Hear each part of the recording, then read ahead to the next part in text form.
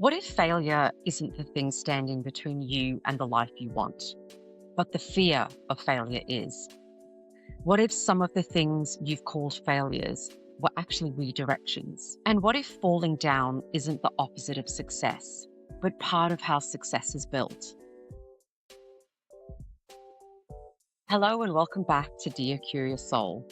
I'm your host, Dashankar. Today, I'm getting curious about failure, why we fear it, what lies beneath it, and why fear might not be a bad thing at all. The other day, while talking to a friend, she shared her amazing business idea.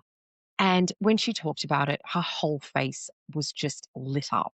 But as soon as she shared it, she started talking about all the things that could go wrong. You could just hear the fear behind it all. That conversation inspired today's episode because she, like so many of us, hold ourselves back, not because we lack talent or desire, but we're afraid of getting it wrong, afraid of being judged, afraid of looking foolish, afraid of proving some old story we carry about not being good enough. But what if failure isn't proof of inadequacy?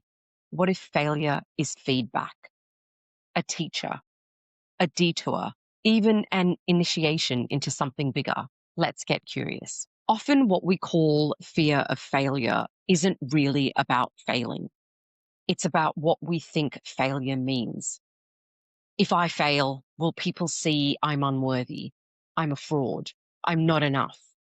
The fear of failure can reveal deeper beliefs about self-worth, but fear doesn't protect you.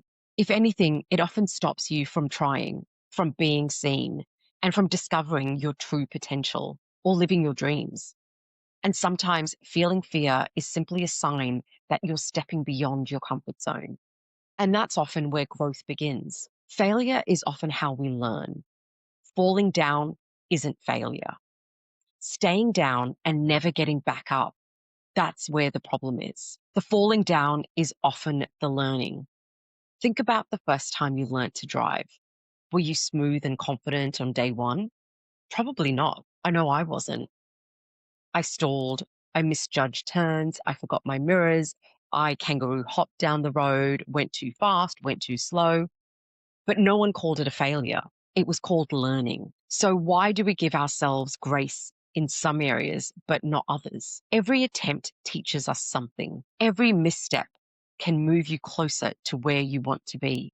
Humans are born with only two innate fears: falling and loud noises. The rest of it is learned, often through moments of shame, rejection, or judgment. Maybe you froze during show and tell when you were 6 years old and the class laughed. Your brain may have logged that as danger. Maybe you have a fear of public speaking, but your dream is to do that podcast. And now public speaking feels threatening. But if fear was learned, it can be unlearned. As I spoke about in my previous episode on habits and addictions, learned pathways can be rewired. And sometimes what we call fear of failure is actually the fear of judgment, the fear of embarrassment, the fear of disappointment, and sometimes the fear of success and the responsibility that comes with it. And that's worth getting curious about. Sometimes we call something a failure simply because it didn't unfold the way we expected. But maybe it wasn't failure. Maybe it was a detour. Maybe more learning was needed. More growing was needed before you got to that point. Maybe life was redirecting you. And this is where I love Tim Ferriss's idea of fear setting. We're all used to goal setting, but Tim Ferriss's exercise helps us to flip that. I'll share a link to his TED Talk in the show notes. It's really interesting. Instead of asking only, what do I want? You ask, what am I afraid of? What's the worst that could happen if I try? And if that happened, how would I handle it? And what I think is the most important question: what is the cost of doing nothing? Because sometimes staying stuck, staying where you are, costs much more than failing. And that question shifts from what if I fail to what might I lose if I never try? And that is a powerful reframe. I had an experience that taught me this personally. When I moved back to Australia, I applied for a job very similar to the one I had done in London. I knew I could do it, and I knew I could do it well. I did really well in the interview, and I thought it was just the perfect job. But I didn't get it. I was devastated. I felt like I had failed. But the feedback was interesting. They said I was overqualified and likely to be bored. And if I'm honest, a part of me already knew that. I just wanted the safety of something familiar. But that knockback, that failure, pushed me to look elsewhere. And it led me to study to become a holistic life coach, something that had been calling to me for years. If I had gotten that job, I may have delayed what I now see as part of my real path. What I called failure was actually redirection, though it didn't feel like it at the time. So perhaps failure isn't the enemy. Perhaps fear is the thing to get curious about.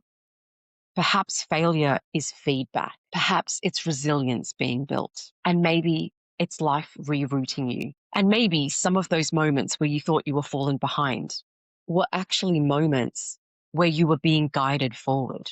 Because maybe the question isn't, what if I fail? What might be possible if I'm just willing to try? Before we close, I want to leave you with a few questions to sit with. Ask yourself, where in my life am I letting fear of failure hold me back? What am I actually afraid of?